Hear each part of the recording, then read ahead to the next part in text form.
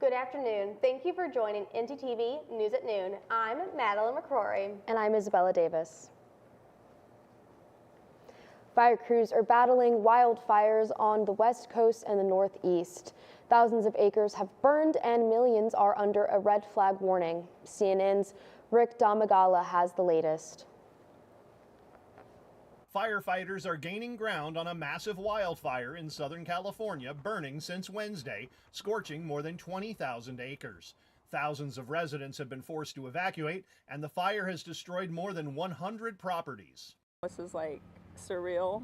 I mean, I know we live in a fire danger area, but this is not, it came out of nowhere. It was so fast. We were in Minnesota, and our friends were texting us, asking us if we were okay.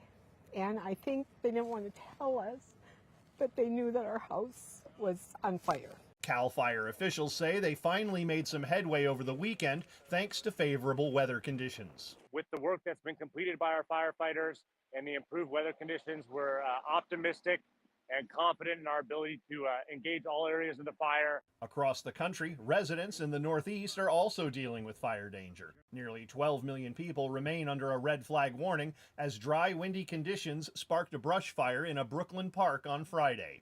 It's scary. It's a little nerve-wracking. I was just hoping that the whole park didn't set fire. Not far away, an 18-year-old New York State Forest Ranger volunteer died Saturday while responding to a wildfire near the New York-New Jersey border. And on Sunday, New Jersey officials charged a man with arson who they say fired an illegal shotgun round that sparked a wildfire that burned more than 350 acres in Jackson Township.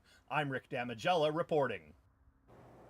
Firefighters in New York and New Jersey are working to contain the deadly blaze spurred by an ongoing historic drought, dry air, and high winds. The Jennings Creek fire has burned 3,000 acres near the New York and New Jersey border, and it led to the death of an 18-year-old New York State Forest Ranger volunteer named Daryl Vasquez. The fire is 10% contained. Fire officials hope to secure fire control lines by the end of the week. For North Texas, we've had a lot of drought relief recently with all of the rain. I wonder how much rain we could see this week. Let's toss it over to our weather anchor, Tania Burns, with our first look. Tania.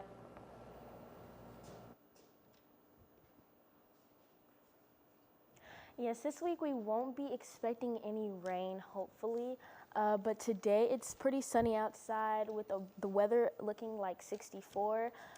It will get warmer throughout the day, but I'd say bring a jacket with you just in case, because it does get cooler nowadays later on after the sun sets. Now, as we take a look for later tonight, it's actually going to warm up a little bit, but as the sun goes down, it won't be as windy, but I'd definitely just say keep looking at the weather. Now, as we take a look for tomorrow's weather, it'll be even hotter. It'll be pretty sunny, so you don't have to worry about bringing a jacket or anything. It'll be a bit windy. Just keep in mind, be mindful for the weather, and yeah, that's all I have for the first look. Back to you at the first desk.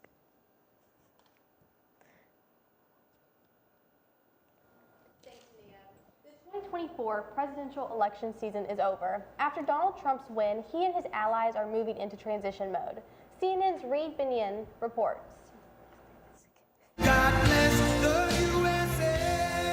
With the presidential election over, the White House transition is now underway. President-elect Donald Trump's transition team is working quickly to fill key White House positions. Trump made history by filling one of those spots already, announcing the country's first ever female chief of staff, Susie Wiles.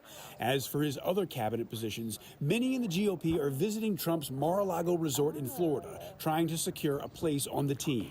You really shouldn't even be talking about it until after you win an election. And of course, now yesterday and today, those discussions are going in earnest. A source says North Dakota Governor Doug Burgum is being considered for energy czar.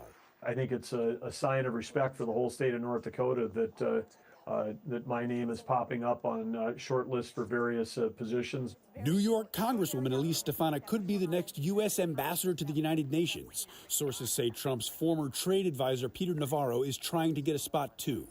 And while Trump's refusal to concede the race in 2020 delayed and obstructed Biden's transition, President Joe Biden has taken the high road, already inviting Trump to the White House. Trump accepted, and the two men will meet in the Oval Office Wednesday. I'm Reed Binion reporting. President Biden and President-elect Donald Trump are expected to meet next Wednesday. According to the White House, the meeting will take place in the Oval Office. Trump spoke by phone with Biden and Vice President Harris last Wednesday after the election. Trump described the phone call as being respectful. The Biden administration is up against the clock to disperse remaining funds from key legislation that President Biden signed before President-elect Trump takes office. This includes finalizing agreements between the Commerce Department and manufacturing companies for federal semiconductor subsidies, allocating grants for climate initiatives and surging available money and weapons to Ukraine.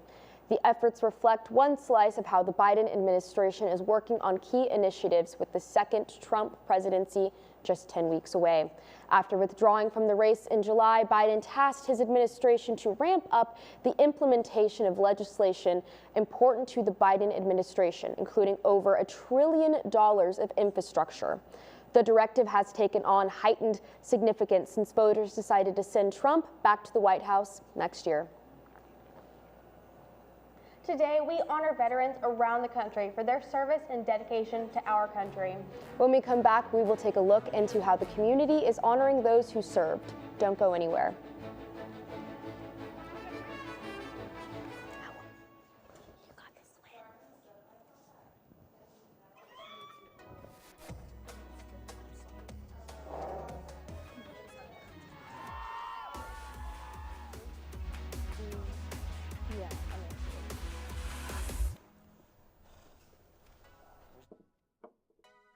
You're right, Mom. I have.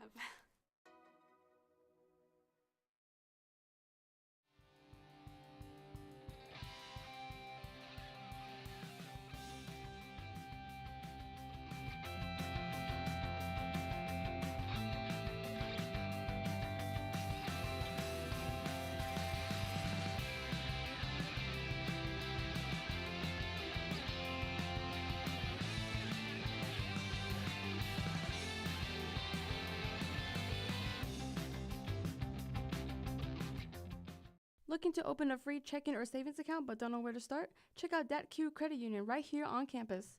Get your Mean Green debit card instantly or apply for a DatQ Visa credit card today. Your school, your card. Plus, make deposits at their 24/7 ATM, checks or cash whenever you need it. Make sure to sign up for DatQ's online banking platform and mobile app for easy access anytime, anywhere. Visit them at www.datq.org to learn more. DatQ, the official financial institution of UNT Athletics.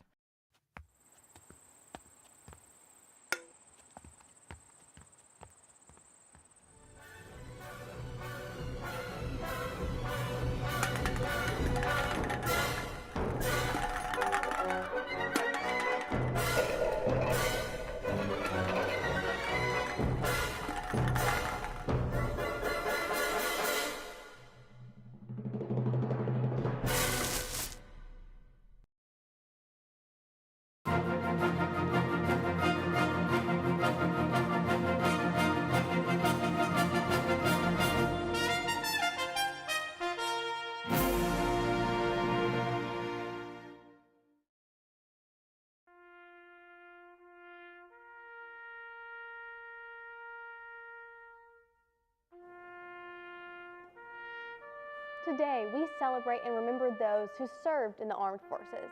Over 100 years ago today, the final shots of World War I rang out over Europe, and every year since, we remember those who've made one of the most costly sacrifices an American can make. While formerly Armistice Day, World War II veteran Raymond Weeks had the idea to expand the holiday to remember all veterans, not just those who died in World War I. Nearly 10 years later, the 83rd Congress passed legislation establishing the federal holiday. President Biden and Vice President Harris arrived at Arlington National Cemetery for the ceremonial wreath laying of the tomb of the unknown soldier unveiled 103 years ago today. An identified soldier was brought back from France and interred in the tomb. The west panel reads, "Here rests in honored glory an American soldier known but to God." The memorial reminds us of those who fought honorably for our country. Today is a time to honor those who have served our country, but it can also bring many emotions for our veterans. Absolutely. For some, it's a reminder of the sacrifices made and friends and family lost. Our segment anchor, Kendall Keaton, has a more closer look at why the day can be complex and how we can all show our support. Kendall.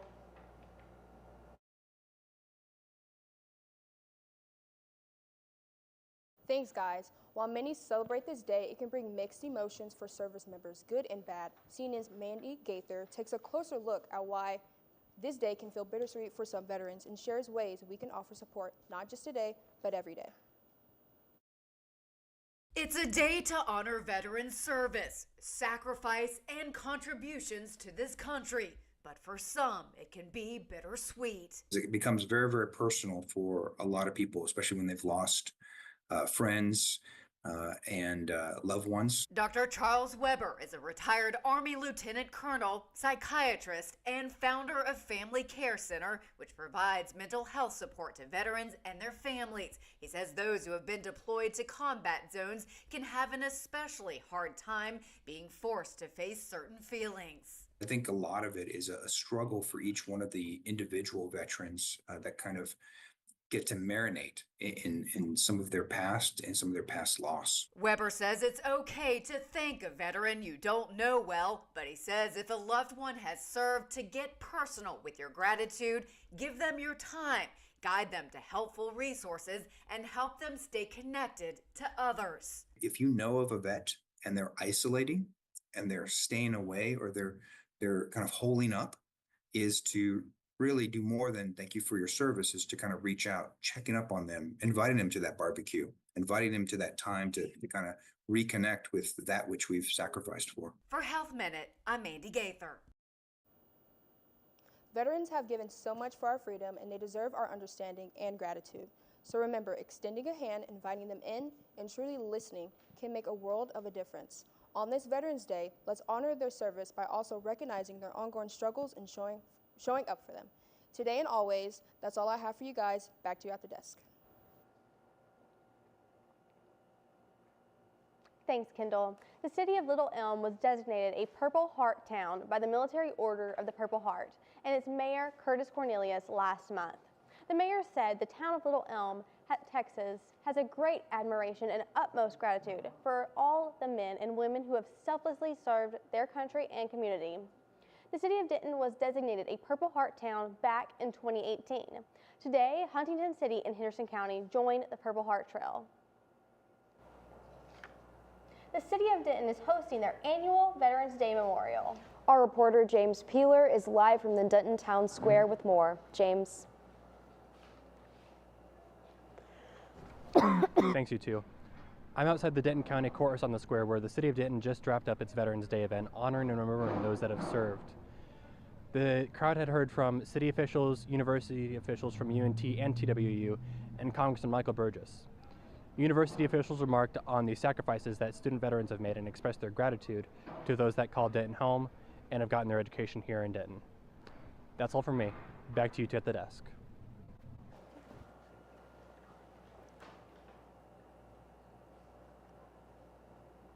Thanks, James. What looks like fall is right around the corner with colder temperatures making an appearance. That's right. Let's take a look at this cozy fall-like weather with our weather anchor, Tania Burns.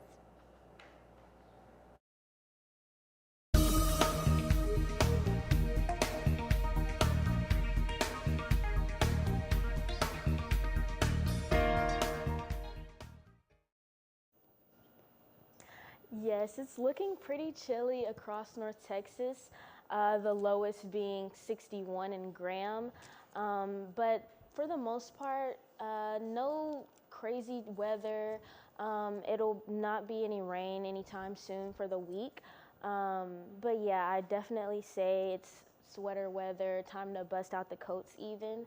Now, as we take a look across the state, you can see in Amarillo it's 57, so it's getting a little bit colder. In Houston, it's always a little more hot, it's 75, but it's still pretty cold for the most part across the entire state. Just be on the lookout for the fall weather. Now, as we look for the weather across the week, it'll be pretty sunny throughout the week. It'll be kind of cold. In the mornings, it'll be a little colder, and then in the evenings, it'll be sunny like throughout the afternoon. And then we'll start getting some rain back at the end of the week Sunday, and then it will be rainy throughout the entirety of next week. And that's pretty much all I have for the weather. Back to you at the front desk. Thanks, Tania. Coming up, the City of Denton introduces a new program. And a local university has teamed up with the United States Air Force. We'll be right back.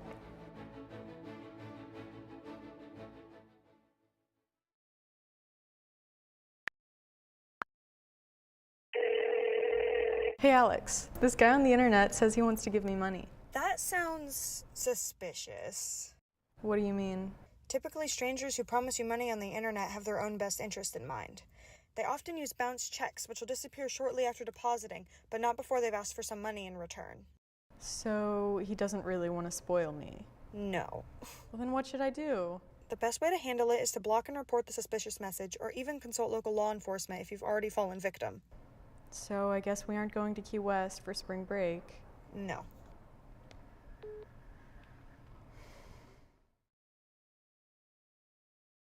There's no harm in wanting to have fun while in college, but it's easy to lose track of how much you've had. Apps like Drink Control and Alkadroid can help keep track of your consumption and blood alcohol levels.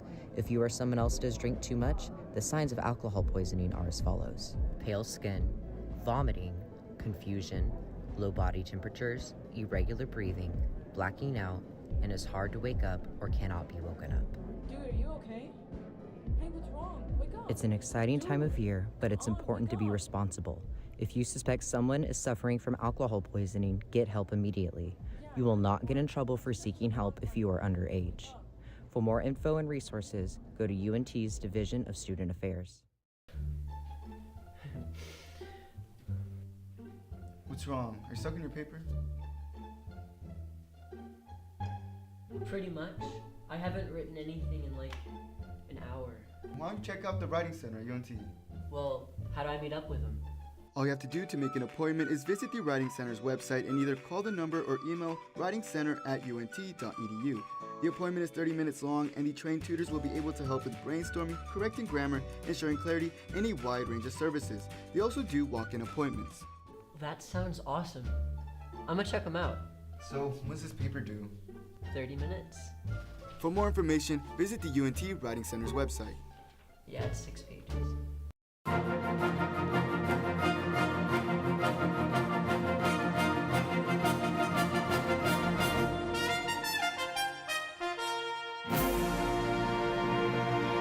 Solutions of North Texas is offering a free detox program for Denton residents struggling with addiction. This non-medical program helps those dealing with alcohol, methamphetamine, and synthetic dependencies. For those dealing with more severe addictions, the program is partnered with Texas Health Resources to offer a medical detox program. Intake for the program starts at 8:30 a.m. and goes until 5 p.m., Monday through Friday. You can check out the Solutions of North Texas website for more details on what these different programs look like. Texas Women's University Regents approved a tuition increase for the fall of 2025. Pioneer undergraduates will see a 3.78% increase, which is about $9 additional per credit hour, or an additional $108 for students taking 15 credit hours. TWU also recently received the green light to increase the university's contract with the U.S. Aviation Academy to $11.9 million. In October, the Doswell School of Aeronautical Sciences at TWU signed a partnership with the United States Air Force. The increase in funding will allow more Air Force officers to receive flight training. As TWU soars to new heights, North Texas sports are just trying to keep up. They have been struggling, but I trust they're going to catch up. Let's go over to our sports anchor, Matthew McDowell, for more. Thanks, guys. It wasn't a great weekend for UNT or Dallas sports. For some of these teams, though, it's okay because they have something to look forward to, and for others, not so much. When we come back, I'll be talking Stars hockey as well as UNT and Cowboys football. Craving something fresh, flavorful, and made just for you? Look no further than Avesta, your go-to destination for a delicious, full-service dining experience. Dive into our customizable omelets, expertly crafted by our talented cook Jonathan, who guarantees every bite is perfection. All our dishes are handmade, prepared with only the freshest ingredients. Explore our assembly line where you can choose from any of our globally inspired dishes, or customize your plate. It's that easy. And let's not forget dessert. Indulge your sweet tooth with treats from Clark Bakery. With convenient payment methods including card or flex, it's the perfect dining spot for any occasion. Quench your thirst with our wide selection of drinks. Just hand your drinking card to our friendly waiter, and they'll bring your beverage of choice right to your table. When you're done savoring every last bite, our attentive staff will whisk away your tray. Enjoy the peaceful ambiance as you dine in, or use our takeout option for a meal on the go. Avesta. Has this ever happened to you? My bike! My bike is gone! Stolen bikes are an epidemic sweeping college campuses across America. What am I supposed to do? It's quite simple. The We Mean Green Fund has partnered with the UNT Police Department to offer free bike locks to any UNT student with a bike. Just show up with your bike in tow and ask. Now I'll never lose my bike ever again. Enough worrying. Get your bike lock today.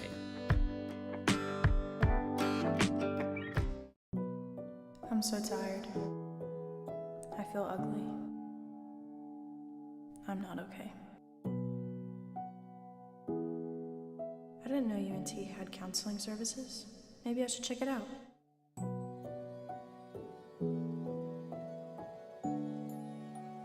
This looks like the place.